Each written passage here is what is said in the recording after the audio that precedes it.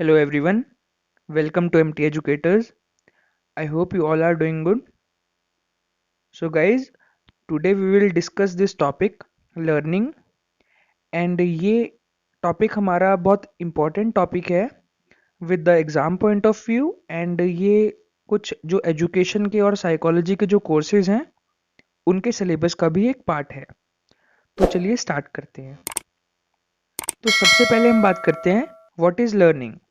तो बेसिकली आप सभी जानते हैं कि हम अपनी पूरी लाइफ में कुछ ना कुछ सीखते हैं और ये एक वूम टू टूम जाने वाला प्रोसेस है जो हम बर्थ से पहले से कुछ ना कुछ सीखते हैं और अपने मरण के टाइम तक मरने तक भी हम कुछ ना कुछ सीखते रहते हैं लाइफ में। तो basically learning stands for all those changes and modifications in the behavior of the individual which he undergoes during his lifetime। तो जो भी हम नई चीज़ें सीखते हैं और अपने स्कीमा में अपनी प्री एग्जिस्टिंग नॉलेज में उसको मॉडिफाई करते हैं जिससे हमारा जो बिहेवियर होता है वो भी चेंज हो जाता है, उसको लर्निंग बोलते हैं। और ये कुछ डेफिनेशंस हैं according to Crow and Crow. Learning is the acquisition of habits knowledge and skills. ये बोलते हैं कि लर्निंग का मतलब है कुछ हैबिट्स को नॉलेज को और स्किल्स को हम जो एक्वायर करते हैं उसको लर्निंग बोलते हैं। और गेट्स बोलते हैं learning is modification of behaviour through experience.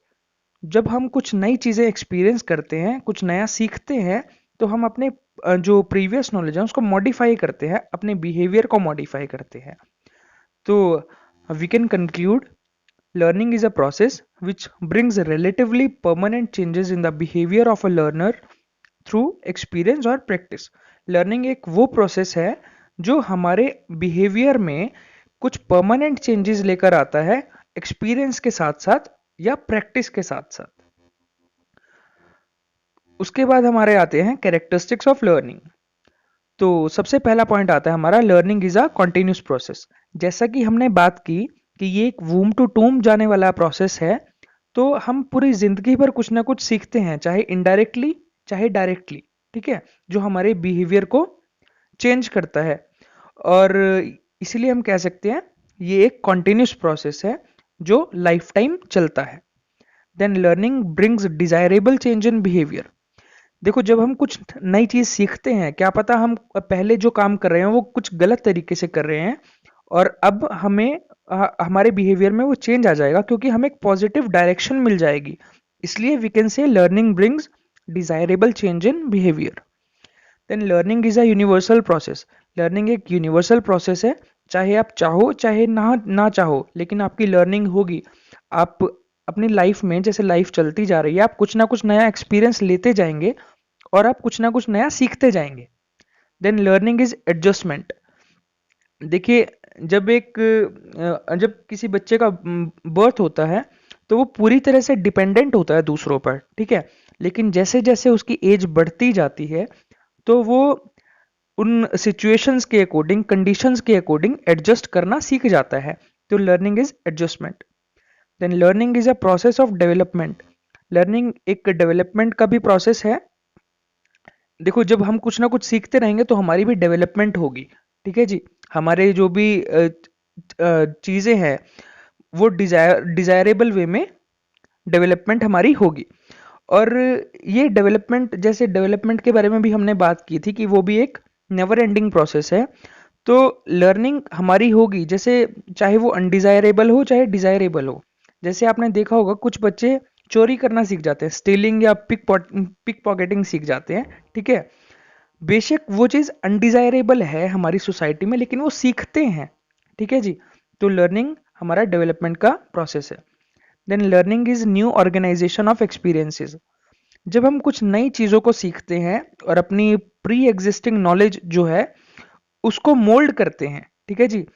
और अपने जो प्रीवियस एक्सपीरियंसेस को नए एक्सपीरियंसेस से हम अ, उनको ऑर्गेनाइज करते हैं अपने स्कीमा में, ठीक है। तब हमारी नई नॉलेज बनती है, तो इसको लर्निंग बोलते हैं। Learning helps in achieving teaching learning objectives. तो जब लर्निंग अच्छी होगी, ठीक है जी, बच्चा सही से सीखेगा चीज़ों को, तो वो टीचिंग लर्निंग ऑब्जेक्टिव्स भी अचीव हो पाएंगे जिसमें हमारी सारी नॉलेज, इंसाइट, इंटरेस्ट, स्किल्स और एटीट्यूड्स की भी हम बात करते हैं। उसके बाद आता है learning helps all round development of personality. तो लर्निंग से हमारी ऑल राउंड डेवलपमेंट, जो हमारी पर्सनैलिटी है वो वेल बैलेंस्ड बन जाएगी, ठीक है जी, बनती है। Then all modes of behaviour are affected by learning. All modes का मतलब है जो भी हमारे ये फैक्टर्स आते हैं, जैसे स्किल्स हो गए, knowledge, attitudes, personality, motivation, fear, ये और भी ऐसे जितने भी फैक्टर्स हैं, जो भी हमारे मोड्स ऑफ बिहेवियर है, वो लर्निंग से अफेक्ट होते हैं। Then learning is the relationship between stimulus and response. एक हम कैसे रिस्पोंड करते हैं कोई चीज़ सीखने के बाद, तो ये सब हम कह सकते हैं ये स्टिमुलस और रिस्पॉन्स रिलेशनशिप पर भी बेस्ड है, मतलब ये रिलेशनशिप हम कह सकते हैं लर्निंग को। देन आते हैं हमारे फैक्टर्स अफेक्टिंग लर्निंग, ठीक है जी। तो क्या क्या फैक्टर्स हैं जो हमारी लर्निंग को इन्फ्लुएंस करते हैं, अफेक्ट करते हैं। तो इसमें सबसे पहले हम बात करेंगे फैक्टर्स एसोसिएटेड विद लर्नर्स, जो हमारे लर्नर्स से एसोसिएट करते हैं फैक्टर्स, उनके बारे में। तो सबसे पहला हमारा फैक्टर आता है learner's physical and mental health. अब आप सबको पता है healthy mind lives in a healthy body, ठीक है। अगर बच्चा फिजिकली हेल्दी होगा, फिजिकली फिट होगा, तो वो मेंटली भी हेल्दी होगा, और वो मेंटली हेल्दी होगा तो उसकी लर्निंग अच्छे से हो पाएगी, वो कुछ ना कुछ अच्छे से सीख पाएगा। Then the basic potential of the learner. Basic potential में आ जाएंगी बच्चे की जो एबिलिटीज़ हैं, उसकी कैपेसिटीज़ हैं, ठीक है जी। बच्चे का क्या इंटरेस्ट है, उसका एप्टीट्यूड, उसका एटीट्यूड, ये सारी चीज़ें इस चीज़ में आ जाएंगी, इस पॉइंट में आ जाएंगी। तो ये बच्चे की लर्निंग को इफेक्ट करेंगी।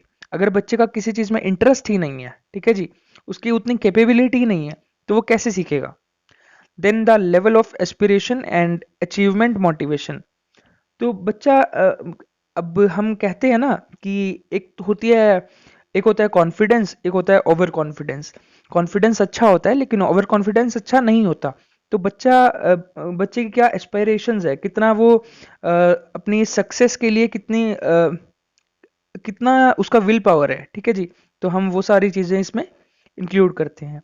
Then goals of life, life के प्रति उसके क्या गोल्स हैं, क्या उसकी फिलॉसफी है, वो उसकी लर्निंग को अफेक्ट करेगी।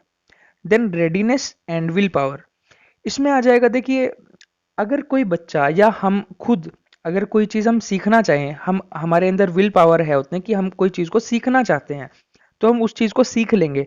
लेकिन भाई अगर बच्चा रेडी नहीं है कि भाई मुझे ये चीज़ सीखनी ही नहीं है, मुझे ये चीज़ करनी नहीं है, चाहे आप फिर कितनी भी कोशिश कर लो, वो चीज़ नहीं सीखेगा, ठीक है। तो इसमें रेडीनेस एंड विल पावर में ये चीज़ें आ जाएंगी। देन उसके बाद हमारा आएगा factors related with the type of learning experiences.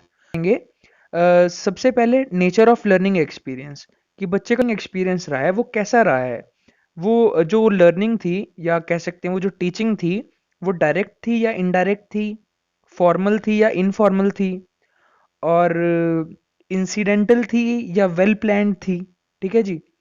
Then और हमारा इसमें आ जाएगा कि वो चाइल्ड सेंटर्ड थी या फिर टीचर सेंटर्ड थी, ठीक है जी। तो उसके बाद सेकंड पॉइंट है हमारा मेथडोलॉजी ऑफ लर्निंग, ठीक है जी।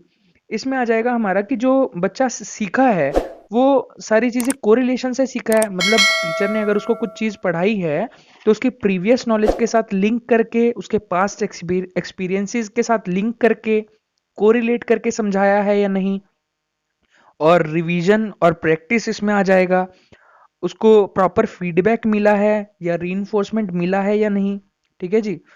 टीचिंग मेथड्स और सुटेबल लर्निंग मेथड्स, ये सारी चीज़ें हमारी इसमें आ जाएंगी। देन उसके बाद हमारे आते हैं factors associated with the man and material resources.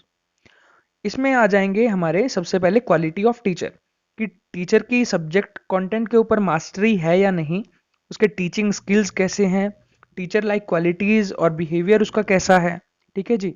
Then socio emotional climate, जो एजुकेशनल इंस्टीट्यूशन है वहाँ पर टीचर प्यूपिल रिलेशनशिप्स कैसी है, ठीक है जी। टीचर रूड तो नहीं है, बच्चों का बिहेवियर कैसा है, देन प्यूपिल प्यूपिल रिलेशनशिप्स कैसी हैं, और स्कूल स्टाफ रिलेशनशिप्स कैसी है, ठीक है जी।